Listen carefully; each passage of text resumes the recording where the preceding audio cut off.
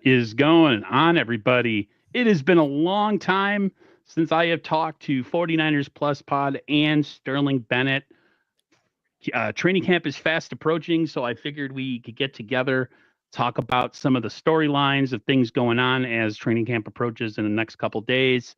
I might even touch on the new Superman movie, even though that has nothing to do with 49ers, just to get what people thought about it. And if you're in the comments, if you've seen it, go ahead and comment on that too. But before we get going, I just wanted to see how both of you guys are doing. I'm doing fantastic. It's great to be back, finally talking about the San Francisco 49ers again. Training camp is in roughly 3 to 4 days for the rookies and veterans. So I'm not sure exactly when the fans or the media get to be there. I'm sure it's shortly, but it feels really good to finally have Niners football back in our lives for the first time since January, and that feels like a century ago right now. Yeah, it's starting to feel tangible, right? Like rookies reporting, things happening, PUP lists, releases, lists coming out. We're getting close. And then the Hall of Fame game, even though it's not the Niners, is like a week or beginning of August, so 2 weeks away. So we are getting close. And listen, the Superman tie-in, even though it's not red and gold, it's red and yellow. There's a little bit of blue in there. Seahawks, Giants, garbage teams. We won't talk about that, but there's a red thread. There's a pull through with Superman and the Niners, man. Go with the colors. Absolutely. I have so many ways I could go with that too. I think with me, guys, it's bittersweet because I don't like winter weather at all. I live on the East Coast. Yeah. So I get excited for football, and I'll be more excited as we get to the end of like August or something when the season's like really almost there. But there's a part of me that like, man, it's gonna get cold soon, and the leaves are gonna fall, and like hopefully the Niners are good this year, because if this year is like last year, it's a miserable fall and winter, and like it's going to be excruciating to deal with.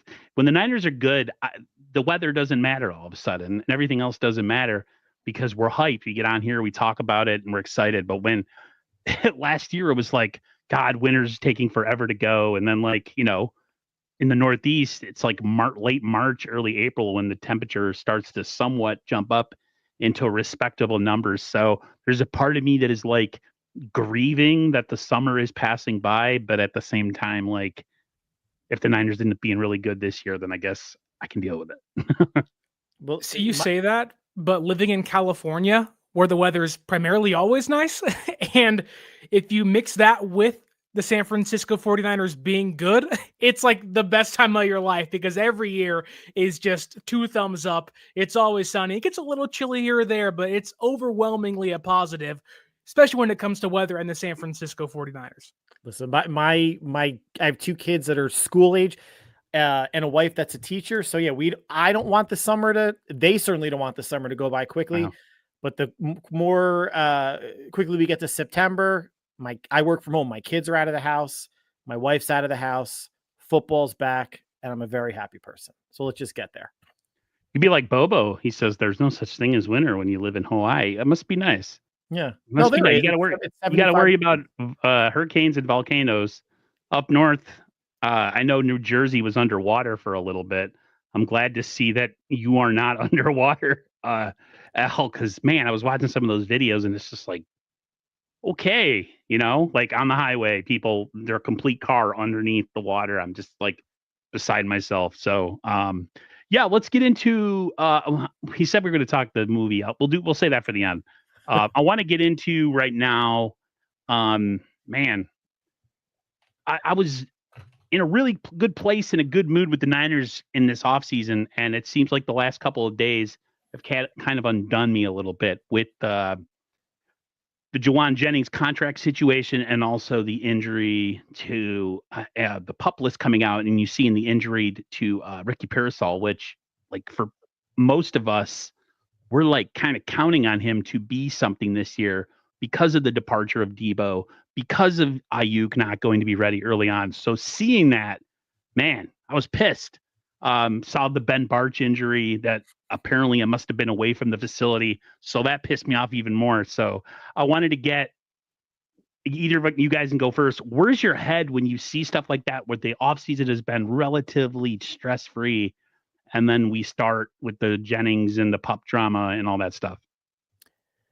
Maybe it's because the offseason has been so drama-free. I didn't feel the need to overreact to the injuries or the contract drama. If you want to kind of focus in on Pearsall, for example, the odds he gets activated pretty like the day of training camp begins seems pretty high. I know initially it was like, oh my God, what happened? Why isn't he healthy? Why is he on the PUP list? Like what happened in between now and training camp? Was it a setback? Was it something else? Because unfortunately he has had some situations in his life that have happened in between OTAs and training camp that have come out some time. So it sounds like he'll be ready to go, which gives me a lot of optimism for his second year in San Francisco. But the Ben Barch one is kind of concerning for me. He has to be this team's left guard. They chose not to address the offensive line outside of a 7th-round pick in this year's draft. So there is some concern there. I'm not really sure exactly what happened. We know it's outside of the stadium, outside of the facility, so hopefully it's not too serious. But of the two injuries, the Ben Barch one to me is much more concerning, knowing that maybe Matt Miyoko said Pearsall should be back by the beginning of training camp. Yeah, making this announcement for like PUP or NFLI, at least that's what what Rourke's going to be on, and he'll be on IR for the year. Seems more like just a procedural disclosure of anything that happened away from the team type of thing than anything that's serious. But when folks see that and anybody sees PUP and they think, oh, first 4 weeks of the season, how bad is it? It just gets everybody up into an unnecessary fervor, seeing people posting today, if the Niners go into the season with Watkins and Cowing as their top 2 receivers, it's going to be an issue. Like, yeah, but thankfully it's July 20th. So we're a ways away from it mattering. But I agree with you, Sterling, like the Barch situation, whatever that ends up being, hopefully he's able to take some reps in the next, even if it's week or two, like if he can come back in August, that'll be fantastic. And we have no idea what the severity of the situations are, nor will we have any idea on Tuesday. I think Kyle's scheduled to meet with the media, and that's just going to be rapid fire downplay after downplay after lie after lie after lie. See Christian McCaffrey last off season, not a big deal, and then he misses the first 2 months of the season. So good to see someone like a Marquise Siegel back. He was cleared. Obviously the Pearsall thing should work itself out. And they said a month ago during OTAs that if there was a game in the upcoming week that they would push him to play. So generally a much ado about nothing, but the O-line is going to be under some scrutiny since they do not invest heavily in it outside of Trent Williams, and Barch is the best of the bunch. Totally fine with that, but I don't think they could afford a hit on the line with the resources that they did not put into it the past couple of years. Yeah, it was. I streamed last night with the RSF Niners, Raj. We had talked about, me and him, like towards the beginning of the offseason, or at least probably around draft time, about Ben Barch being something he didn't have a lot of confidence in because Barch has never been healthy in his career. And then they let Aaron Banks go. He was never going to get paid, nor should they have paid him. He was not worth the money whatsoever. But man, to get injured away from the facility, it's like, really, that happened? You are never, ever healthy. We let you go for 6 weeks and you somehow got injured while you were at home. Like, what happened? So yeah, that was out of all the news, I was a little bit pissed off about that, just because like they didn't address it. They make a late round pick and they almost, tease the fans like, haha, we picked the lineman in the 7th round. It's like, that's actually kind of a big deal. Like, why are you making a joke out of it? And then to see this, it's just like reinforces, and I'm trying not to be negative, but the offensive line is definitely something that they don't seem to prioritize. And when you see an injury like this to a guy who we're really counting on to be something this year, and he's never really ever healthy, and then he gets hurt out of the facility, to me, it's a little concerning. Knowing, at least from what you said, Sterling, that the PUP thing with Pearsall seems to be more of a procedural thing, then that makes me feel a lot better. But man, coming back to training camp with more injuries than you left the OTAs with is always a little concerning for me. Every time we get into this in-between period where nothing is happening and then you get this news, like I was saying, it kind of puts the fans in an uproar of like, really? Like, what's going on? Like, okay, like this is blindsiding. Like where did this come from? I try to preach like we don't really know exactly what's going on. All we're getting is these tiny announcements that we may get more insight to once Kyle Shanahan or John Lynch or Solid talk in the next week or so. But to me, it really did feel like that, like we're all talking about, it is procedural. This is not that big of a deal. That said, though, although I do want to downplay the Pearsall part of this, to Aaron's point as well, like Ben Barch, for as good as he was last year in the short time he played, also got hurt and ended the year on IR. So it's not as if he's ever been healthy for an entire season, and knowing they didn't insulate themselves at the guard position. And you could think what you want of, Nick Zakelj and whatnot, and if he can play left guard, the odds are he just really is never going to be that great of a player. And if one of those guys goes down, and then, or if one of those guys is already hurt now, and then in a month or so, it's Trent Williams, who has an ankle injury that always is a problem, or it's Colton McKivitz, or it's Dominic Pooney, or Jake Brendel simply sucks again. Like, this is maybe one of the, if not the most important positional group on the roster, and you're already seeing a starter go down for whatever reason it may be, serious or not. That to me is a reason or a cause for concern for this fan base and the team itself. And to not make significant improvements this calendar year in the line when you've had, 10 plus draft picks and you had free agency, talking out of both sides of my mouth, they go back to last season when they signed Matt Hennessy from the Falcons practice squad. And you thought, oh, maybe he's a little center competition for Jake Brendel. And Kyle comes out and says, no, everybody slow down. It's Jake Brendel's. It's not even Jake Brendel's job to lose. Matt's going to be here, but he gives them some depth along the line, right? He could play all three of the inside spots. Okay, so maybe that is a player. But waiting until the 7th round for Connor Colby, when they kept saying, oh, when we wanted to look at an offensive lineman, there really wasn't anybody there. Well, I could say, well, Jordan James in the 5th, you're telling me there's no lineman that you could have picked up that would have been more of a plug and play type of thing, or at least more valuable of a piece on the roster than a number 3 running back, maybe number 4 running back who's not even active on game days if Patrick Taylor makes the roster and plays special teams. And granted, whoever else is out there now, free agency wise at guard, they looked at nobody, right? Andre Dillard came in at tackle. He was a late arrival in free agency, but they didn't look at anybody in guard other than Connor Colby in terms of this calendar year. And they've had the assets and certainly the cap space to do it.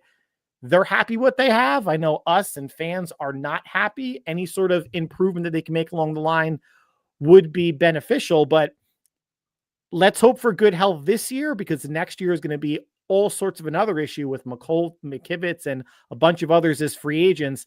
The line could look drastically different in 2026, hopefully for the better. My biggest issue too one of my bigger issues is Trent Williams is always hurt. Okay. He's going to reach a point in the season where he's going to miss games. That's like the sky is blue, water's wet. Trent's going to miss 4 or 5 games. That just happens.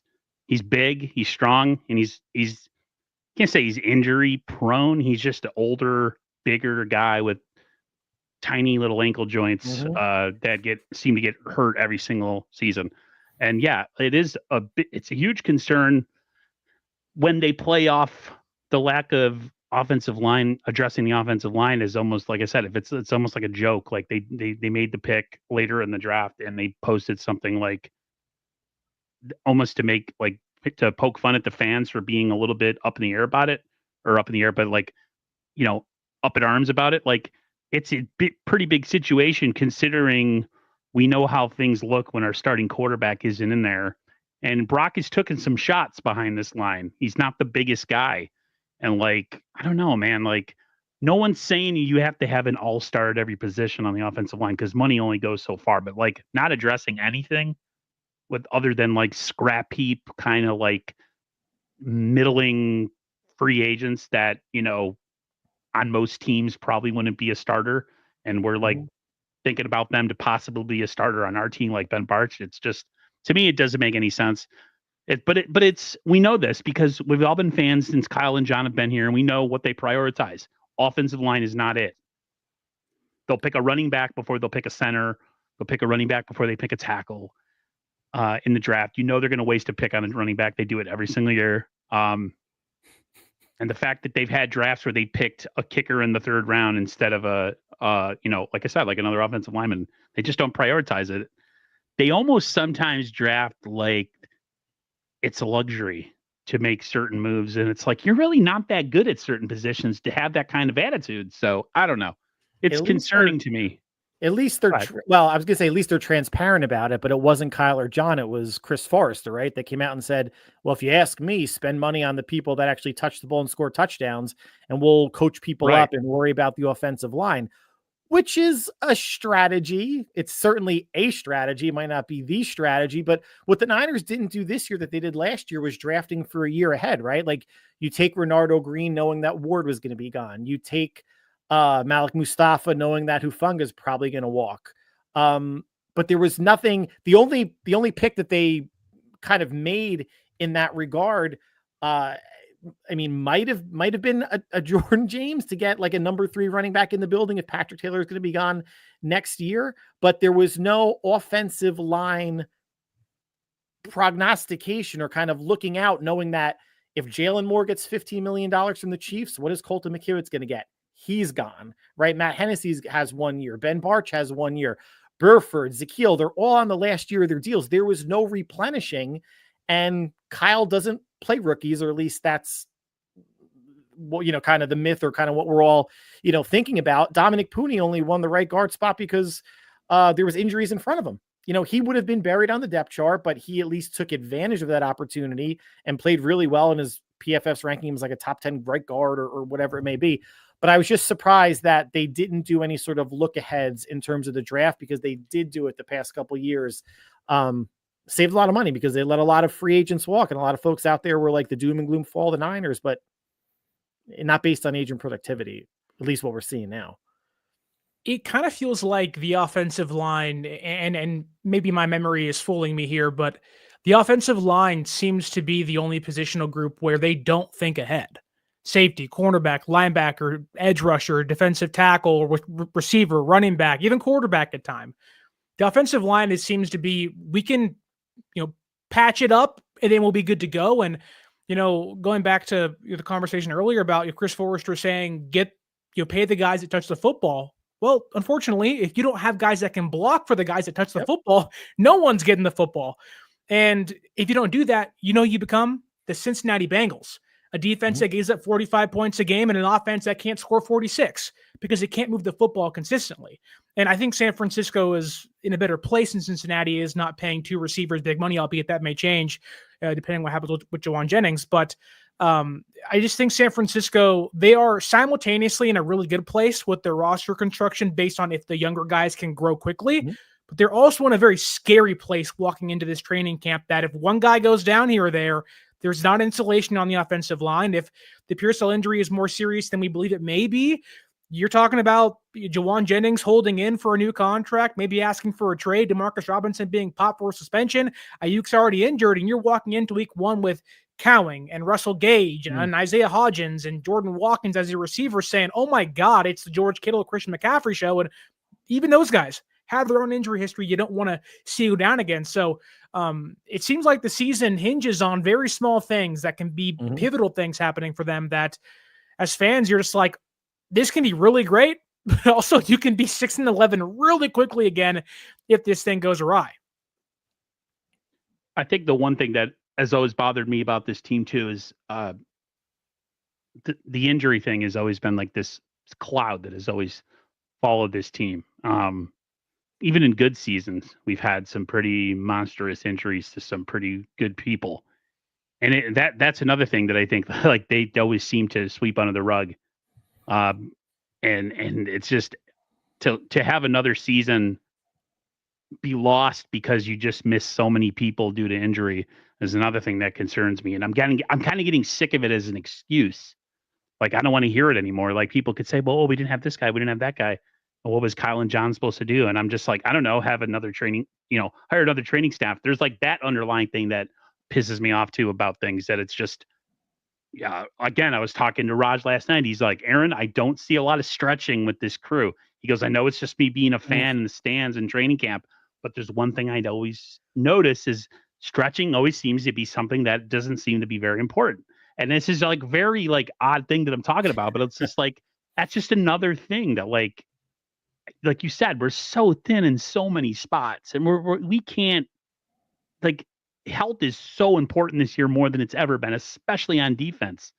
I mean, they're shipping out maybe 5 starters this year that haven't played NFL football, and they're expected to make or are expected to play massive snaps. So the injury thing to me is always concerning because it always seems to be a cloud over this team. But I don't know. Do you guys, in going on the injury stuff, and it may turn into the Jalen Jennings conversation, because if Pearsall is going to be out for, let's say, I don't know, a couple of weeks of the actual regular season, and say it's a hamstring and it's super serious and it's a strain or a tear or something, you're like, oh my God, he's not going to play. And that's the worst case scenario, obviously, for him and for San Francisco. But do you think the injury concerns, let's say, just in the receiver room, Ayuk's already out, Pearsall could be hurt for a long time, do you think that those make it a pressing need to pay Jalen Jennings his asking price, or does San Francisco sit back and say, look, we like you a lot. We view you as, let's say, $8 million player or so. We'll give you more guaranteed money, but we're not going to pay you $15 million a year to be a third receiver on the roster.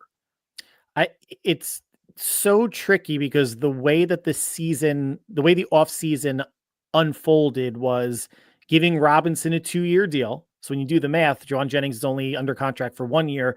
So Robinson could have turned into that big slot, opposite Pearsall, and when Ayuk becomes healthy, then you're drafting Jordan Watkins in the 5th round. Now, there should be no wild expectations for Watkins, the way Kyle doesn't like to play rookie receivers unless, Ayuk got a lot of playing time, 1st round pick. Debo was a 2nd round pick, came on in the second half of the 2019 season. There shouldn't be really any expectations for Jordan Watkins at all. I'd almost have higher expectations for Russell Gage or Isaiah Hodgins, just based on the fact that they've proven it in the league. They're veterans, and I can see them, if things go to absolute crap going into week 1, actually getting meaningful snaps as the number 2 or number 3 wide receiver. Jennings has all the leverage. And when you look around what other receivers are getting, Rashad Bateman got $15 million a year from the Ravens, the Christian Kirk contract going from Arizona to Jacksonville a couple of years ago. You don't even count inflation in. Jennings can look at those 2 players and go, God, my numbers were better than their contract year numbers. You got to pony up. But he's not going to get the money. He's should get paid a mid-range number 2 or high-end number 3 receiver, right? What does that look like? I don't know. He's making 7.5 now. Could they get him for maybe 12 for 3 years, 3 for 36? I think that would be reasonable. They have the cap space. They're not, paying him what, George Pickens may get from the Cowboys in the offseason, or what T. Higgins got, or other high-end number 2s. They can afford it, but I think their plan was, thanks, but no thanks. We brought in Robinson. We drafted somebody. Ayuk's going to get healthy. Pearsall. That's why I thought that there was a chance that Debo might have stuck around this season, just based on the Ayuk knee injury. Like, you want to hedge your bet, then trade him in October. If everybody's selling, trade somebody in October. I don't know. It's a coin flip right now if Jennings gets extended or not. I think the bigger question is Holden or not. Will he refuse to step on the field without a contract? It's probably the bigger issue. Yeah. I could see, I don't know. Could you guys see like escalators in his contract? Like, bonuses, performance bonuses, to maybe take a $12 million $12 million promotion to a 15 if he does certain things. I don't get 1,000 yards, he gets 60 catches, 10 touchdowns, anything like that. To me, the biggest factor in Jalen Jennings winning a new deal, outside of just wanting security financially going forward, I think he just wants guaranteed money. He's a guy that sees himself ascending in the NFL. Would have had 1,000 yards last year had he not got ejected from the last game of the season. He had 6 or 5 touchdowns last year. Was a clear pivotal player for this offense without Ayuk on the field and Debo being a downtrodden player last season for the Niners. I just think he's saying, look, I'm going to be 31 in about 3 years. Like, this could be my big contract, and I want to make sure I maximize myself. I'm coming off the best year of my career. Juwan also doesn't feel like a player that's going to raise a stink. He doesn't feel like a Brandon Ayuk or a Debo Samuel. He's a 7th round pick, worked his butt off from Tennessee to become the player he is now. And I think the Niners usually reward players like that. Like that just screams George Kittle. I know they're different players and whatnot, but it just kind of screams that story arc of 5th round pick grows into an all-pro player. And although Jalen Jennings isn't that just yet, or may never be that, I think his importance to the roster was really underrated. He was darn near the Super Bowl MVP 2 years ago.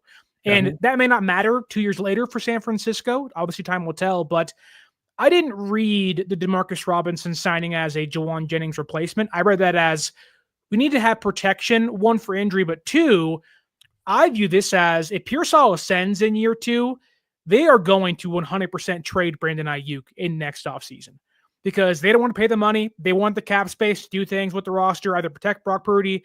Don't forget they're going to have to rework Trent's contract again, maybe, or maybe he'll be gone. Who knows if he gets hurt again? You're going to have to probably figure out Bosa. He's now the 5th highest paid defensive end. He may want a higher contract in a year if he plays well again for a season, which may make our eyes roll knowing how he's kind of been non-existent at times, especially come playoff time. But these guys want to get paid and they want to consistently be at the top of their rankings at the position. So they may have to give guarantees to guys. And I think paying Juwan, 3 for $36, giving him a 3-year deal, he'll be age 31. His skill set to me isn't one I think fades with time. He's already big. He's already slow. Like he's not a 4-3 receiver that's going to get slower when he's 35 or 32. Like he's already a 4-7, 4-6 guy. You can't teach speed, right? You can't teach size. Size is something that he has, and he has it in spades. He's a huge target, huge catch radius. I want to say something. One of the things, again, I discussed last night with Raj. I keep talking about it. I'm not a big Brandon Ayuk fan, as I don't think he's a leader on this team. I think he's a prima donna and a selfish player, and I don't like his attitude. And I would love if they moved on from him next year if that was the case. Because you look at some of the players on this team who are bona fide all pros in the league, but they're also leaders of this franchise. Kittle, Bosa, Purdy, Warner, all big money guys, but all big time leaders. I don't see that in Brandon Ayuk. And I think he's overpaid for what he brings to the table. I think the 49ers, I don't know what they did to themselves last year to back themselves into a quarter to make them pay what they did for him. And then to him to be a petulant baby in training camp when he was asked to change shorts, that he has kind of a pissy, complainy kind of demeanor that I don't really like, especially if you look at the level of play that he offers. It doesn't kind of like it's okay if a guy has that attitude and they're a Randy Moss or a Jerry Rice or a Michael Irvin or something along those lines. Then it's okay. But when you don't have that kind of production and then he got hurt last year, let's hope what you said comes to pass and that he can become expendable. I'm not a Brandon Ayuk fan. Never really have been, but I no longer am now. So yeah, and I think in terms of like asset allocation. I'm big into, positional spending. Like it doesn't make sense to pay 2 DNs. Doesn't make sense to pay 2 corners. Doesn't make sense to pay 2 safeties, big money, 2 linebackers, which is one of the reasons why I figured, Dre was going to be gone this past off season. But when you look at the receiver situation, and I've said it myself too, like, would they keep Jennings? I mean, they drafted Ricky Pearsall with the 1st round pick. And that's obviously true, right? We were all surprised by that when it happened, but he's still only making about $5 million. So if you have your number 2 cost receiver making 12, and then I guess maybe your number 3 would technically be Demarcus Robinson. I'm not sure if he's making 6 or 7. And then you have Pearsall. That's still not a high cost wide receiver room. I think the bigger issue is how much do you wind up giving Jennings? How much cap do you have left over for this year that you can roll over to next year? And next year is going to be the bigger deal than this year currently in terms of, cap numbers ballooning for certain players. But yes, next off season, again, there's going to be, even if it's not by Ayuk's doing, to Sterling's point, a discussion about, do they want to move on from his contract? Still have to take into consideration if it was true that Shanahan ran up the stairs and told Lynch not to trade him to Pittsburgh or whatever it may be. And, Ayuk didn't want to go to Cleveland or New England if that's true. So it's going to have to be the perfect situation for BA to get traded, or else he's going to be like, no, I'm just not going. But just in terms of money, they're able to pay Jennings and it not make it look like the wide receiver room is wildly overpaid. It's just a matter of, what is it going to look like? And does it make sense for them looking at this is where they're going to do their look ahead 2 or 3 years in terms of contracts, but they're not necessarily doing it, Sterling, to your point, in terms of filling positional needs, drafting your backups this year to become starters next year. That should have been more of the plan in the offseason. It'll be interesting to see if he does play at all this year, and Jordan Watkins, and even what Jacob Cowing can do. And I think it's why a lot of us, including myself, are maybe not concerned or leery of how the receivers are going to play themselves out. But if, let's say, Robinson gets 3 games and he's suspended for 3 games, that's a really important 3 games to begin your year. 3 of your 5 games are against the NFC West. You'd like to win a lot of those games to begin and get off to a hot start. If Ayuk, let's say, isn't back till late October, maybe even late November, depending on how serious his recovery is, you are going to need guys like Cowing and Watkins, albeit maybe to a lesser extent Watkins, to give you something, whatever that something may be, whether it is a punt returner or it's a receiver 4 or 5. Like, we saw Ronnie Bell play a ton early last year for a lot of wrong reasons, but he played a lot. And I think Kyle, if he's not going to have 2 of his, assumed top 4 guys, who's the third guy? Let's say you have Juwan and he signs a new deal, and then you have Pearsall. Like, who to you becomes that third receiver that slots in if Ayuk and Robinson are going to be gone for at least the first 3 games of the season? Isaiah Hodgins. Walnut Creek's own. I'm throwing my money down. I'm going to spin the wheel and throw the money down on that. I don't know. It's such an interesting situation to be in. I think with Cowing, when you just mentioned him, I'm actually curious if the Debo plays go away because Debo's not here. Or do you give the Debo plays to someone like a Jacob Cowing? That the frustrating part of watching 49er football was when injuries obviously popped up. The Trent Williams injuries the past couple years didn't really hurt the team. Like, you didn't hear Jalen Moore get flagged a bunch, or like the running game wasn't suffering. Those were very fortunate in that regard. But when Debo misses, what was it, the Browns game from 2 years ago, he went out like the first drive, threw like the offensive game plan like into flux, because a lot of game plans sometimes are Debo centric or McCaffrey. They're never Kittle centric, which is weird because the offense should run through him from time to time. Maybe the Super Bowl should run through him from time to time. But you're being too logical. I know, it's so wild, but I always keep saying, like, even though Debo's not there, the Debo plays still should be there. Like, where are the jet sweeps? Where are the bubble screens? Like, when Debo got hurt, the only wide receiver to have ever gotten a handoff while Debo was out was Jalen Jennings. Tell me how that made sense, Kyle. Lining up your biggest, slowest receiver in the backfield for a handoff. Can't figure it out. So I'm curious to see how much of the horizontal game is going to be there without Debo, because I think if you have Cowing as your punt returner, or maybe fighting for kick returner too, that means he's good in space, or you trust him to field the ball at least. He should be good in space, so get him the ball in space, let him do something. Hasn't done it in the past, was in the doghouse for whatever reason, but so many issues to ferret through with the receivers, let alone snap counts in the regular season. But I would love to see Kyle start taking advantage of someone that's smaller and faster and more agile, because, and I've said it a couple times on my podcast, you cannot convince me that Sean McVay or Andy Reid would not have found snaps for Jacob Cowing last year. That's a losing argument, but Kyle can't. And it was a team that needed some juice at receiver. So weird. 100%. I wanted to switch conversation over to Alfred Collins. He finally got paid. 49ers defense. It's got a lot of young guys on it this year. It's going to be, I think I've done a multitude, I think, of schedule, what do you call when we try to guess the games you're going to lose, prediction. And I think one of the things that even when me and Sterling was talking about, just, the big unknown with the defense, including a guy like Alfred Collins. I guess I'll start this. One of the things I'm looking for in training camp, my particular thing, is the defensive chemistry with all the new faces. It's going to be, I think there's going to be some growing pains this year, not only in camp. I'm sure people who are going there might see some just miscommunication, bloated assignments, guys not knowing where to line up. And I feel like it's going to translate into the games. And I'm not trying to say this to be negative. It's just a fact. I mean, there's possibly five rookies starting on defense this year.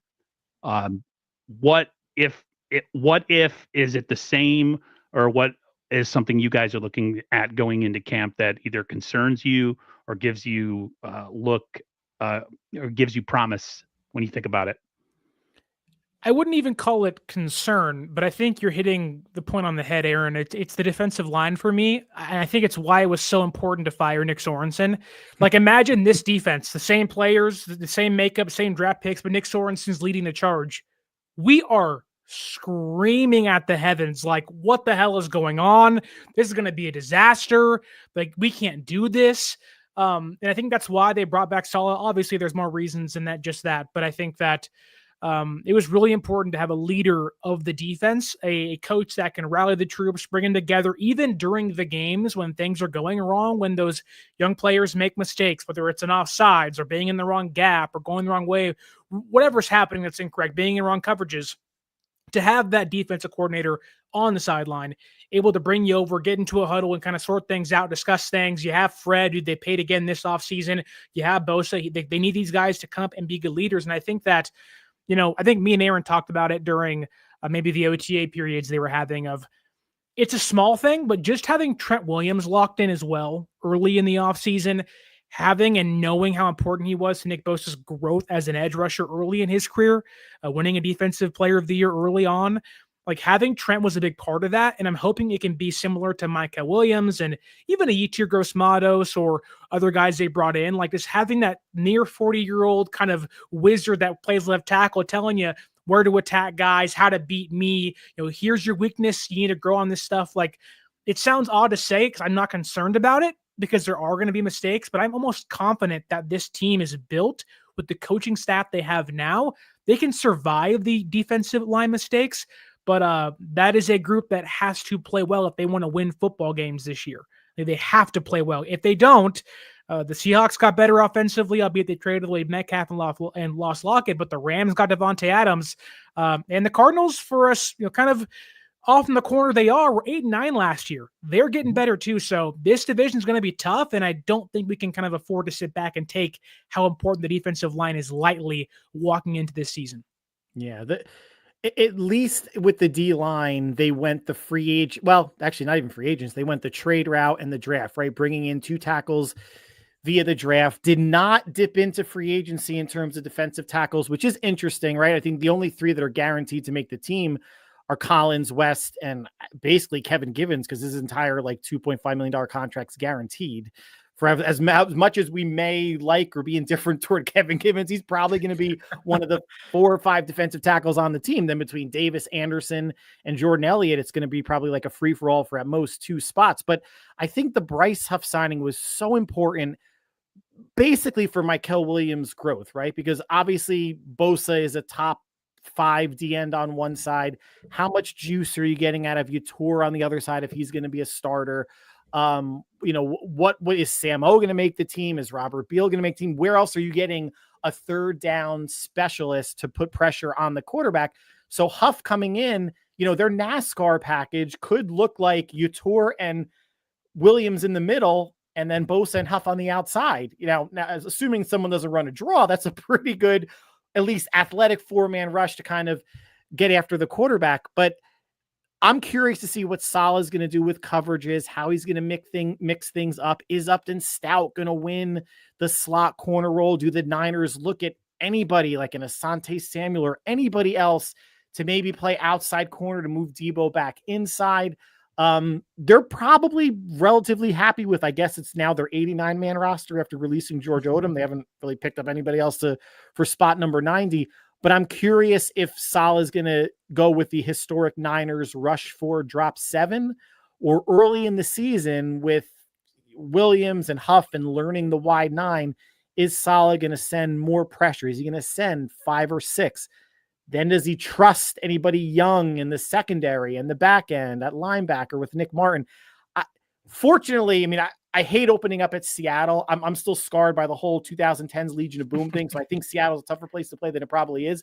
But then getting New Orleans and Jacksonville and Arizona, those are very winnable games. So at least the training wheels, if the training wheels have to stay on for September, it's not the worst thing in the world until they get the harder part of their schedules, where it's a Texans and a Tampa Bay and teams where you want to be firing on all cylinders. Although I still think they're going to lose week 1 at Seattle. I have them at 0-1. Yeah, I mean defense is definitely my biggest concern and the thing I want to know about for whoever is going to training camp. I want to go back to the offense for 1 second. And any chance the Niners go and make a free agent receiver move with the guy like you guys know who I'm about to say. He played for the Raiders. His name Amari is Cooper. Amari Cooper.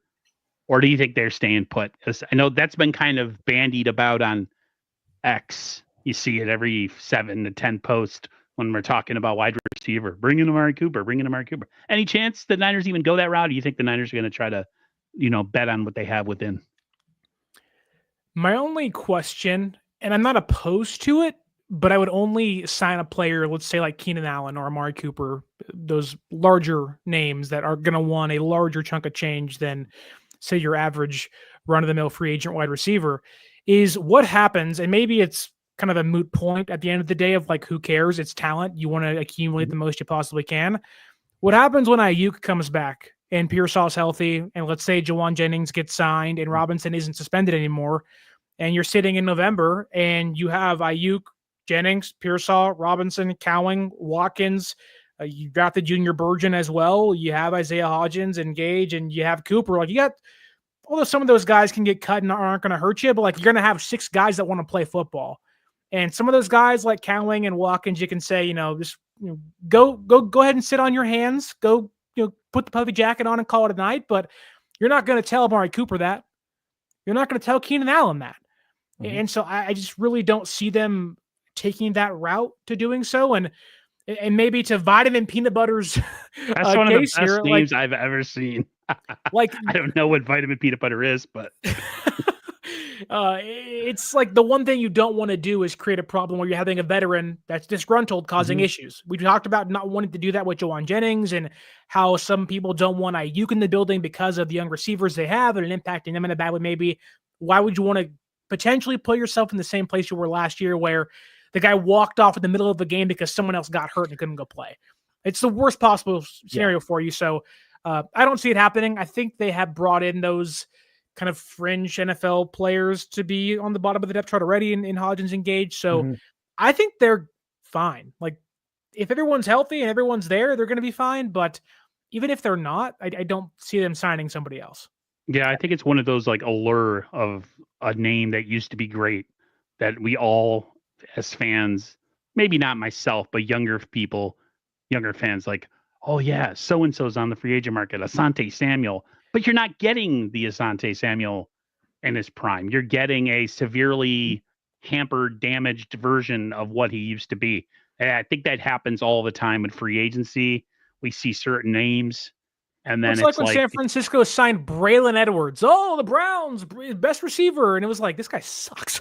He's old. Yeah. He's injured. He can't play. Antonio Langham back in the 90s. Oh, my God. Tony O'Brien in the early 2000s. He was, I mean, just like, sometimes names are just that. They're just names. And then, I don't think. The other thing I would say is the only way it would happen is if something goes south with Jennings and he gets traded, or if Ricky Pearsall's hamstring blows up and he's out for 2 months. Then I think if you bring in a Cooper or Keenan Allen and they become, say, receiver 2 or 3, and then everybody else kind of slots down, they're not going to carry more than 6. You can keep a Junior Bergen on the practice squad. You can keep a Gage or Hodgins or both on the practice squad. There'll be room for folks, for basically people at any position between the 53 and the practice squad, coming off the 90-man roster. But I think the only path that someone, a veteran receiver like that has any sort of name draw or ability draw, would be if something severely happens injury-wise, or if somebody gets traded. And I don't think a trade is really on the table. Just because we haven't heard Jennings grumbling doesn't mean he's not grumbling behind the scenes. We don't know. The only thing that we would know is if something bad happens in training camp and it gets caught on film injury-wise, then we would know, San Fran may need to look at bringing somebody else in. But I'm with Sterling. I think they're happy with everybody that they have now in good health, but would still be relatively happy if one of the wheels falls off with everybody else that they have on the roster. I'm not sure I agree totally, but that's probably what the mindset is. Do you guys think that Jennings, even if he forces, let's say he gets pissed off and is like, "Get me out of here. You're not going to give me the contract I want." I I think even if he said that, they'd be like, "All right, just go ahead and wait it out. Like, we don't want to trade you because we think we can still get you on a pretty cheap contract." Like, they do this every single year with somebody, whether it's Ayuk or a bigger name star like Bosa or Trent McCaffrey last year or 2 off seasons ago now. Like, they don't mind telling their quote unquote star players to just kind of hold on. I know the clock's somewhat ticking on getting Jennings done before training camp, but I just feel like even if they tell him, like, you're going to wait, he's not going to sit out games. He'll lose money. And at this point in time, he's not making $12 million a year. He can't afford He can't afford to miss games. So I think although he holds a lot of leverage, knowing Ayuk and Robinson are probably going to miss some time, they do hold a little bit over his head of like, fine, like sit out, see what happens. Like you're going to, $1 million gone, $2 million gone. Like he's going to lose his entire year's contract if he holds out quickly. And so I think even if they got to a point of there being a real issue, I think he'd be like, yeah, just wait it out. They feel like they can win that situation going forward. I feel like he's the type of guy though that he would negotiate in good faith. Like if they do well by him, he'll do well by them. Like he doesn't give me, at least right now, that could all change. But I've never gotten the sense that he's a selfish player who's all about himself. I mean, he plays for bare. I mean, compared to what we'd make a year, it's something. But like, he does a lot of grunt work on this team. That's super. Like, we gloss over it, or some of us don't appreciate. You know, just big catch after big catch. Like you said, the Super Bowl, he played amazing. So, if they somehow can come to some happy medium, I think he will end up getting a new contract. Is it going to be, upper echelon numbers? No, he's a number 3, high number 2. So I think it'll be, like you said, if they can wait it out, if he can be patient, I think the Niners will do right by him. But again, we don't know. We don't know how some of these guys, think when it comes to their money. I'm not a multimillionaire, so I don't have that mindset of like, I got to get mines. But we'll see. We got a little bit of time still, a couple more days till training camp starts.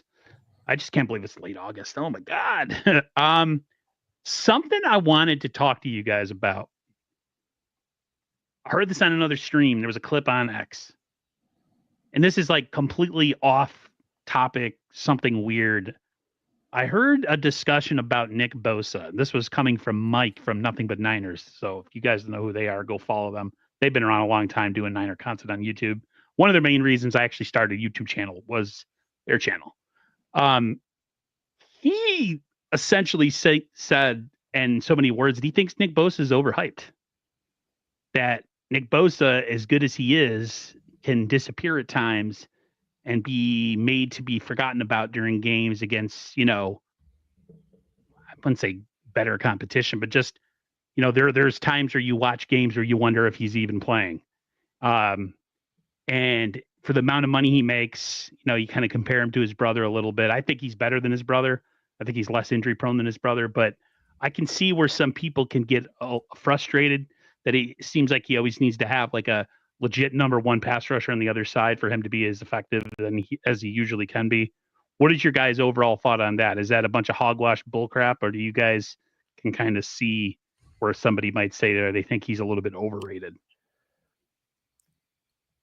I must be alone on this one. I think it's an interesting conversation to have because I do think there is a little bit of credence to it, but I don't think it's like a guaranteed yes, he can disappear or he's overrated because the box score will tell you Nick Bosa is one of the best edge rushers in all the league, right? Sacks, pressures, tackles, he's up there, right? I do think there are times where you look at his playoff numbers and you go, where was Nick here in this game and that game? However, and I would have to go watch the stream myself to really get what they were saying, but when I think of who the guys that are heralded as, the top 5, top 10 edge rushers, you have your TJ Watts. And I go, well, who does he have playing across from him? Alex Highsmith, Cam Hayward, 3 of the best guys in the entire league. Right. Okay. And TJ has been, the best guy for the last half decade or so. Micah Parsons, who does he have? And granted, the Dallas Cowboys have been a little, not great as of recent, but he had DeMarcus Lawrence the first couple of years of his career. which kind of pushed him towards the top of the edge rushing market too. And he'll get paid big money and good for him, but it's not as if other, top tier edge rushers don't have the other guy opposite them. I know it may seem like because you watch him every single Sunday and Monday and Thursday that, where's Nick Bosa? He's getting paid so much money. At one point in time, he was the highest paid non-quarterback in the league. Well, now he's the 5th highest non-paid quarterback in football. Mm-hmm. And to me, that's a really adequate number for a player that overwhelmingly has been one of the best defensive players in the league his entire time with San Francisco. I think he earned the money. He won Defensive Player of the Year. And even if you say, well, he's not been as good without a D Ford when he was healthy, or Samson Ebukam, or Charles Omenihu, or DeForest Buckner. Yeah, nobody's better without those guys. It doesn't excuse Nick sometimes disappearing, but my mind goes to last year. And again, it's a very small sample size, but that game in Seattle, he caused almost 2 turnovers. The first one was guaranteed. He got pressure on Geno, forced the pick, and was a massive reason as to why San Francisco won that football game, held on to it late because the offense was not putting up enough points.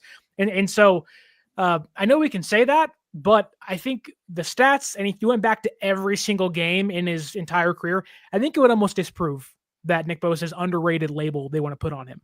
Yeah, I see both sides of it. I mean, no one is sitting here right now, or probably maybe anywhere, saying that Nick Bosa is the top edge rusher in the league, or even top 3, right? I think saying top 5, it kind of aligns with his salary and his skill set and what he's shown stat wise.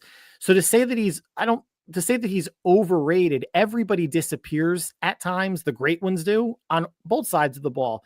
But my mantra with him has been, he is someone that you game plan for, but he's not a game wrecker. And that's okay. There's only so many game wreckers like in the league. Maybe Myles Garrett. It was Aaron Donald when he was still playing. And then you have offensive game wreckers, McCaffrey in 2023, Justin Jefferson, Jamar Chase, Lamar Jackson.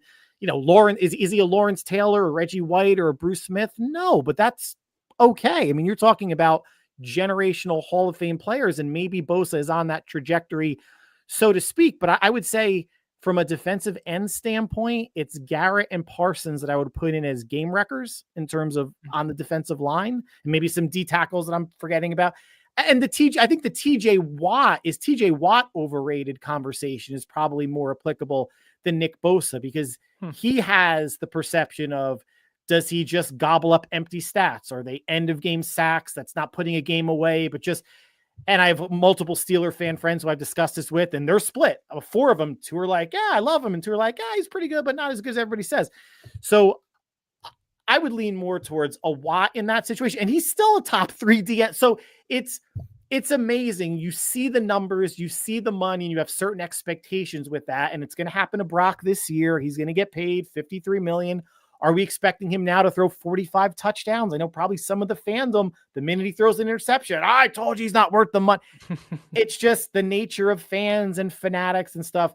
But I think to Sterling's point, sorry, Aaron, you should take off your Bosa's overrated shirt. Is that what you're wearing? I can't tell. No, but you don't want to see me without a shirt. Trust me. Top 5 D. Yeah, top. Was it? He has it tattooed on his chest, actually. Yeah, exactly. I hate Nick Bosa. No, it's fine. It's like that no regrets with that from that movie, but it's spelled wrong. Bosa's, I got a Z instead of an A, so I can't do it. What I would say, this would probably be an unfair comparison, but remember when we had Alvin Smith and we also had the Cowboy Justin Smith, and Justin Smith got hurt towards the end of the season when we went to the Super Bowl against the Ravens, and Alvin Smith was not the same player without Justin Smith. I think Alvin Smith at times looked like a game wrecker, but he had to play alongside someone who could take on a lot of blocks, and that was one thing that Justin Smith did. I do think Bosa is a better player all around and can do things on his own. He doesn't always need help, but I would agree with you. He is an incredible player, but I don't think he's a game wrecker, someone who destroys game plans. And I guess for me, I've always pictured him as that, or at least I wanted to picture him as that. That's where a lot of my criticism comes from, is he is incredibly talented and he does so much. He's better than his brother. He doesn't get hurt as much. But that game wrecker mantra, that's like another level. And I guess for the money he gets paid, I've always thought maybe is there ever going to be a time where he's going to ascend to that type of player? I'll ask this of you guys. Do you think, I mean, granted, now Bosa had what, an 18.5 sack season when he won Defensive Player of the Year. But do you think for a player like him, San Francisco's wide 9 rush 4 95% of the time hurts him in a way? Do you think his stats or his impact would be even greater if he played on a defense that showed any sort of consistent pressure coming at the quarterback beyond their base 4? It would give other players opportunities. Like a team that would stunt, but a team that would like stunt and do different things because they are a one-trick pony defense. They rush forward and drop, 8 all the time. It's somewhat predictable. Yeah, I think if they had any type of multiple fronts or different looks, I think he could be even more of a presence. I think that the fact that they run such an uphill, downhill, or uphill type of defense where they're always rushing sometimes past the quarterback, depending if they're mobile, it does hurt him somewhat. But you know what's funny? And maybe it's because Nick has only played in one defense his entire NFL career.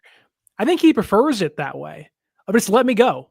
Let me do it myself. I'll figure it out. And I think there's a reason as to why, amongst many others, there's a reason why they went and got Alfred Collins and CJ West. They know they had to have space heaters on the interior to free up double teams and give Bosa space to get one-on-ones. We saw what he was doing to, I think it was Terrence Steele with the Dallas Cowboys when he was the right tackle there, just tearing him up. And, you can say which one about Nick Bosa against the Chiefs in the playoffs or against Green Bay and whatnot, and we can totally have those conversations. And some of those may be like legitimate ones of like, you're not Chris Jones, who can just annihilate any team's right guard and change the entire game. It happened to us twice.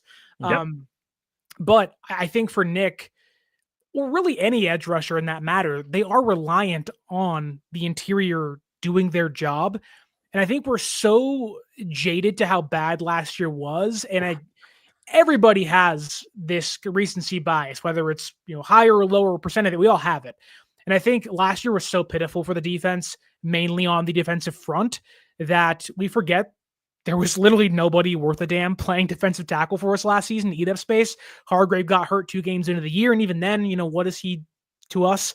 Right. And there's a reason why San Francisco made it a point to have interest in Jonathan Allen to play on the interior. That didn't work out, obviously. They brought in Collins and West, and although I wish they did more on the interior defensive line, there's a reason why they addressed it so much, because they know we got to get Nick free, because once we do that, then he can become that game changer. But when we can't get him free, you're looking at a team that can get 30 points put up against them pretty quickly. Yeah. I'll even say this. I thought last year when the defensive line was playing so bad, I thought Fred Warner had a bad year last year. I thought he played horrible at times. He started the year strong, but as the injuries piled up on the defensive line and the defensive line played poorly, I think that affected other players, and Fred was right there in the middle. I mean, a lot of missed tackles, a lot of out of place, a lot of they played pitiful last year on all levels, not just defensive line. But I think defensive line bothered it. Well, I don't want to say last thing before we wrap it up on the D-line, because we can keep talking about it. I'm not sure what's next, but safe to say, though, even with the additions, the young additions, bringing in Bryce Huff, the concern on the defense, at least in the line, is still more run D than pass rush, right? Yes. We go in what, like 80-20? Like, what's your... Well, I think they drafted more to stop split. the run this year. I think they drafted more to stop the run than they did to get after the passer. Because just the sheer size of some of these guys are massive humans, especially the guy we just, finally signed, Alfred Collins. He's a big boy, Even the outside rusher that we drafted, Mykel Williams, these are not small humans. So it would be nice to have them get some push up front again. How that affects Bosa will be interesting, because like Mykel Williams is not considered like this elite level guy with a lot of tools. He's really raw. So can somebody take him aside and teach him a couple moves? Like, can he, because we said that about Drake Jackson, and Drake Jackson just sucked and got hurt, and then he was nothing. And it was like, man, if Drake could just learn a couple moves and get a little bit of seasoning, he'll be a really good player. And it never happened. That's my only worry for Michael is like, can him being a run stopping first player, can he transition also into a competent edge rusher? Not like all time great, but like someone who you could line up sometimes with Bosa on the other side and feel okay about. I don't know about that. I hope so. First off, Fred Warner, I think, had a broken ankle last year, so I don't want to talk too poorly of Fred Warner. Right. He's a really good player. I'm a jerk. But I hate across the board, man. It doesn't matter who you are. You hate Nick Bosa, you hate Fred Warner. Next, you're going to hate Brock Purdy, and everyone else that gets paid, you're going to hate him now. Might as well go join the Cone Click, man. I could just talk shit about all our players. But I do think a lot of fans, including myself, the primary concern is, can you stop the run? Kenneth Walker's in your division. James Conner ran all over this defensive line last year, especially at Levi's Stadium early in the season. That's a bad man. Then, of course, you have Kyron Williams, who was dog walking you twice, whether it was that homer on the road out there at SoFi. So you playing in one of the tougher running back rooms. Obviously, it's not Saquon Barkley and company, but the entire almost division is a Shanahan offense, albeit not Arizona, but you have Kubiak now in Seattle. You have McVay you have to go against. So you have your hands full of teams that want to pound the rock over and over again. And if they can, they'll run it 30 times against you at will. So I am more concerned about, can this team stop the run? Because if they can, then you get in third and longs, you force more punts, and you hopefully get an offense that's healthy, can put up some more points and get the ball into Brock Purdy's hands, Christian McCaffrey's hands. Maybe even some game plans are centered around George Kittle this year. Hopefully, fingers crossed that happens. But I am much more concerned about the run defense. Nice. I wanted to wrap it up, at least football-wise, on this show. I forgot the name of the guy that does these. Is it Greg Cosell? It is Greg Cosell. He had very nice things to say about Brock Purdy, and I just wanted to play the video and then get your guys' thoughts as we get out of here. Where is it? Media assets. He was talking about Brock Purdy as a high-level processor, as far as reading the defense and all that stuff, and he thinks that's one of his strengths. The era sort of and I'll explain this as quickly as I can, of the Bradys, the Brees, and Mannings, guys who are pre-snap operators. There might be two guys in the league like that. Joe Burrow's like that. Aaron Rodgers, because he's from the older era, he's like that. But most quarterbacks now are what we call post-snap operators. They're basically taking the snap and then figuring out where to throw the ball based on what they see. Just pointing out a blitz doesn't mean you're a pre-snap operator. Kids in high school can do that too. And Purdy is one of those guys. I mean, he sees the field intuitively. I mean, he is an elite processor, which allows him to throw with high level anticipation. So, you're dealing with a guy that is outstanding post-snap, and Kyle Shanahan is really good. Sort of his superpower is his understanding of defense, and that's why his play calling can be so good, because he understands defense maybe as well as any offensive coordinator type in the league. That's a high compliment. I think a lot of people underestimate, when we talk about he doesn't have big arm, he doesn't have this, he doesn't have that. Being a processor who processes information quickly after the snap is a huge strength to have when you don't have a strong arm, or you're not this big physical guy like Josh Allen. So I thought that was cool. I think Kyle and Brock are a good mix, and I think Brock is good for what we do. When you talk about, is he worth the money? Is he worth should he be paid along the top of the upper echelon quarterbacks and stuff? For what we do as a franchise, as the offense we run, the coach we have, I think he's a perfect fit. And I thought Greg Cosell pretty much nailed it. So I thought that was nice. I think what's interesting, I mean, he's totally right. It's nothing that's wildly apparent that's going to get on. I mean, I guess SportsCenter still does highlights or YouTube highlights or anything with his process. Hosted by Stephen A. Smith. Exactly. Nick Wright's not going to point it out. It's not sexy, right? Like his cold wardrobe is basically his processing power in terms of NFL. But Brock has had so many take the processing out of it, and that's super duper important, right? But the runaround plays against Tampa, where he found Kittle in the back left corner of the end zone, against Seattle, against Washington, where he pointed Ayuk open 2 years ago. Brock has had a lot of highlight splash worthy plays that he still doesn't get recognition for. But if Caleb Williams did it last year, Jalen Williams did it a lot, if CJ Stroud did it, Bo Nix, there'd be a lot more buzz about it. So there certainly is draft bias. It's not a West Coast. I mean, I live on the East Coast. Sterling, I don't know if you feel it being on the West Coast. I don't necessarily know if it's East Coast, West Coast bias or Niner bias or Shanahan system quarterback bias, but Brock definitely doesn't get the due that he deserves. If he opens the offense more up with his legs this year, I think that's when you're going to see more people talk about Brock as being more dynamic and more of a playmaker, because that's the sexy, visual, tangible things that he could do that the layperson's going to glom onto. And I remember a couple of weeks ago, I was talking about, and it kind of surprised me, Steve Young, great quarterback, Hall of Fame. People think of him more of a scrambler as a passer, developed the passing more so as his career went on with San Francisco. Brock, I think, needs to develop the scrambling more so as his career has gone on. And what Brock did last year in terms of attempts, yards, and touchdowns was very comparable to the 5 years that Steve either played 15 or more games. He missed a whole lot of time, obviously. Concussions, got knocked out a lot. Beginning of his Niner tenure, he was a backup playing 3 or 4 games, but he only had 5 years where he played 15 or more games. When you average out those 5 years, rushing attempts, yards, touchdowns, it's Brock Purdy's year last year, right? So if he can replicate that and become more Steve Young-like, I know that's almost like blasphemous to say, it's going to open up more. And I think Brock's getting a little bit more due. But in terms of the passing, and no one talks about this either, Brock Purdy's down year last year was Matt Stafford's last 3 years of the Rams. And nobody holds that against him. Little odd. I always have this in my mind when I think about Brock. There is a section of our fan base.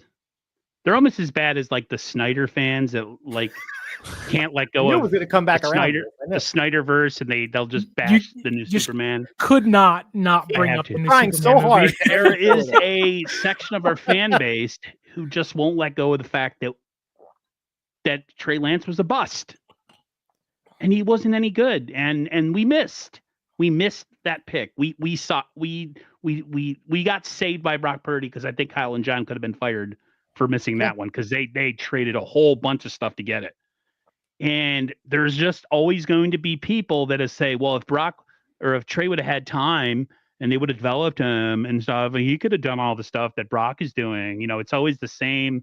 And he's, you know, look at him, he's bigger, he's stronger, this, that, but it just didn't happen. So it's always if he won a Super Bowl, they wouldn't give him credit. They would say it was this guy or the coach or his Kittle. They're never going to give this guy any props because of how he made it onto this team and who succeeded and who didn't out of the two of them with Trey Lance.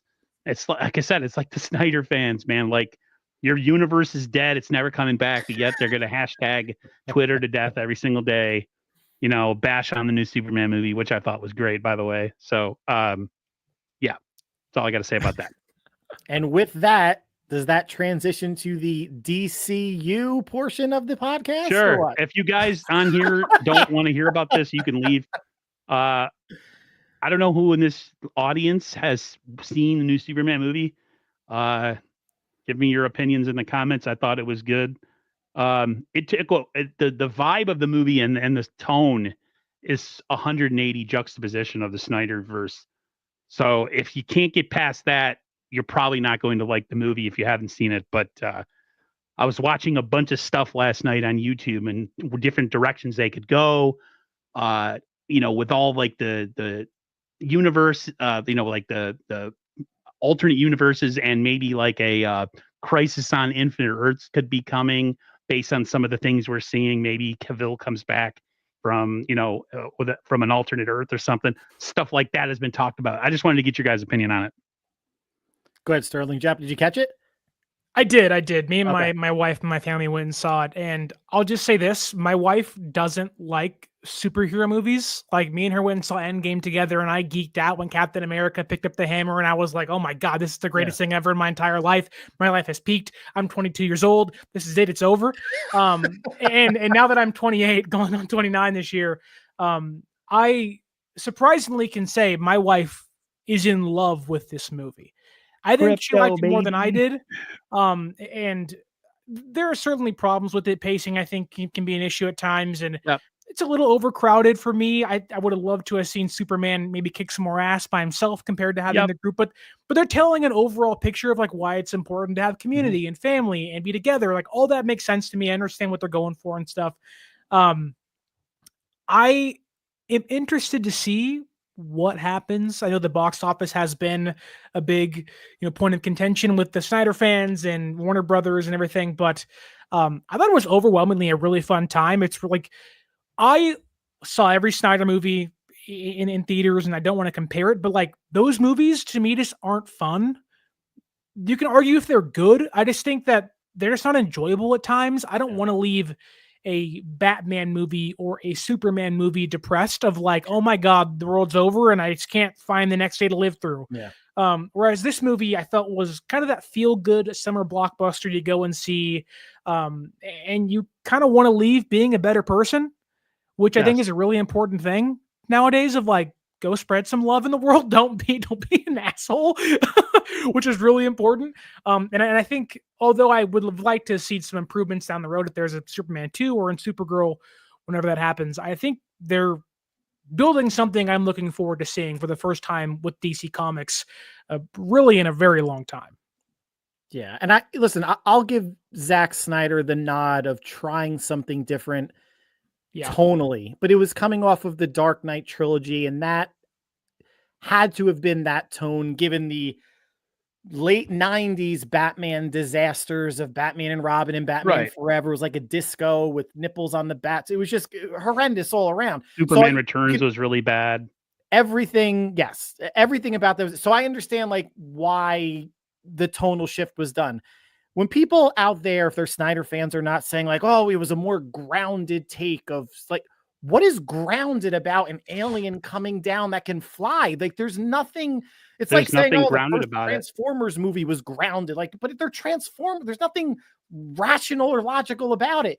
At least what James Gunn did was I was entertained throughout. Like I knew a lot of what was going to happen going into it. My kids were against seeing it. I think they just wanted to play Minecraft or whatever, but I dragged them to it and they really liked it. It was a solid, fun 2 hours of entertainment, like a 7.5, 8 out of 10. And I think James Gunn, whether it was because he came off of Guardians of the Galaxy or not, understands that even if he did a fun solo adventure, Superman is not an interesting enough character to go solo the whole movie, right? Like, that's why he got his butt kicked the entire movie, because otherwise he's Superman, and how interesting is it? How are you going to hurt him? And everyone kept saying, well, it felt like one of those HBO cartoon adventure Superman shows, which I still haven't watched yet, and I want to. Yeah, he got his butt kicked for 2 full hours, but he had to for us to sympathize with him. Otherwise, what's actually the threat that's kind of going on here? So I walked out of that the way I walked out of Transformers almost 20 years ago, being a 80s kid and having Transformers, loving cartoons. Like, it was a fun, entertaining movie. Yeah. I'm not sure how they could have made it. Well, I know ways they could have made it better, to Sterling's point, but I think it was almost as good as it could have been. It's not, an Oscar-winning movie. You're not going there for, you're not going there for Saving Private Ryan. You're going there to see Superman. The box office, I hope it turns a profit, makes a lot of money. Right now, and domestically, it's doing well. It's already crossed 400 million after 10 days. They're seeing it could probably hit about 650 to 7 if it has legs. With Fantastic, the Fantastic Four come out. Yeah. To me, the thing is, one, Christopher Reeve will always be the pinnacle for Superman. Yeah. Henry Cavill had the look, I always say, but that's about where it ended. He's not a great actor. His American accent is wooden. It's it's almost froggy in a sense. Like he just doesn't have an ability to keep me like this new guy just had an ability to convey emotion and to actually have dialogue that you want to listen to. So I'm a big fan of this David Cornsweet guy. I thought he did a great job. I thought Lois Lane was good. I thought I was going to hate the Green Lantern. He's one of my favorite characters in the movie. I thought I was going to hate Crypto. Turns out I actually had sympathy for him. I got a little teared up. Dog? What kind of? What are you, Lex Luthor, man? Come on. Well, then here's the one that got me the most is when he's talking with his dad, because I lost my dad back in 2013. And, him sitting out there on the steps eating cereal and his dad gives him like the tap to move over. Totally something. And my dad was a heavy set guy, kind of balding on top. So like, I was like, it got me. I got emotional about the dog too and all that stuff. So like it pulled all the right strings for me. That, like you said, the other movies were always really dour and dark, and like Superman was always brooding. He's not supposed to be Batman. That's the thing. So I enjoyed it. I think it's going to do well. I think we're going to get like Peacemaker season 2 is going to take off from the movie. So if you haven't watched Peacemaker, you need to watch it because it's going to tie in directly. So is Lanterns, the new series that's coming out. So if you're a DC fan right now, things are really fun, and I've always been a DC guy, so I'm looking forward to it. Yeah, for anybody out there that hasn't seen it, the only thing that I was not worried about, but I was keeping my eye on and reading reviews, spoiler-free reviews, was a lot of folks are saying how not over the top, but how aw shucks Superman was, like like a good old boy, and it's all about hope. And I was really wondering like how hard over the head they were going to hit us with that, and I went into that like worrying that I was going to be that's where the cheese was going to come in, which it didn't. Like I was actually other than he saved a squirrel, all right, that's cool. Like I have no problem with that. They also wanted to take that out and Gunn fate. I just read that today, and Gunn said he was going to put it back in. No, I want to put it back in. The people who screened the movie were like, take that out. Like, who cares about the squirrel? And anything about like the immigration or the cheesiness about being too good of a person or being too aspirational or seeing the best in folks was not nearly as heavy-handed as I thought it was going to be. Not like it would have ruined it. I think, this day and age, that's a good thing, right? Like, especially if it's a family movie, like you want to teach like some sort of value set to your kids, or even have that just reflected in what you're watching. I am hopeful for the DCU. Like that's the first comic book movie I went to see since probably Endgame. Sterling, to your point, it's been a while. I haven't seen one since. I haven't gone since the horrible Justice League that came out in 2017. That's the first movie I've been to. The last movie I might have. Well, no, I thought it was going to be on the last Star Wars Rise movie. of Skywalker. Never mind. I lied. Rise of Skywalker, and I guess maybe the last Spider-Man movie. Whatever the heck it was called, with the 3 No Way Home. Yeah. But listen, hopefully, I'm interested in seeing Supergirl. Like that's obviously not going to do as well as Superman. Like as long as it didn't cost as much to make, maybe the profit margin will be the same. Jason Momoa is going to be in it, so you're going to have that because he's going to play Lobo. So I'm looking forward to that. Yeah, well, same thing. Can't be just Supergirl. It's got to be Supergirl or Superman Plus to make it a little more interesting for people. If you know about the comic Supergirl Woman of Tomorrow, it's essentially she had a really rough upbringing. So her upbringing and Clark's upbringing is completely different. So she's got like a pretty foul. She's not a good person, and she goes off planet to a red sun to get drunk, and that literally is in the comics. The comic that they're deriving it from. Yeah. So like. It's going to be a 180 as far as I'm sure the tone's going to be something like a female Jason Momoa in Justice League, or even in his own movie where he's drinking and stuff a lot. There'll probably be a little bit of that cheese, but I enjoyed it. I'm looking forward to the next one. I can't wait. So you guys going to see Fantastic Four? Huh? You guys going to see Fantastic Four? I'm not. No? I'm not either. No, I don't think I am either. Yeah. I'm good. All right, everybody. We're going to get out of here. We know we bored you to death. I have one question first. Go ahead. It's very quick. To bring it full circle, Niners and Superman, who of the Niners would be in your Justice Gang of America from this movie? Because I think George Kittle is Green Lantern. He is Guy Gardner, 100%. All the way. Christian McCaffrey. Okay. He'd probably be better suited to play Captain America. Sure. But if he had to be anybody in the Justice League, shoot. I Like, would to me, say Kyle Green Lantern, Shanahan's maybe. Mr. Terrific. Green Lantern is George Kittle, and Fred Warner is Hawk There you Girl go. or Guy in this case. Oh, okay. Don't Bobo said I'm Jake cool with Moody that. is Superman. No, Jake Moody is a Bizarro. He's Yeah. Ultraman. He's just a Oh, complete tardo Jake who doesn't yeah. have a brain. Oh my gosh. No, maybe Jake Moody is Jimmy Olsen. Maybe he's got a lot of swag with the ladies.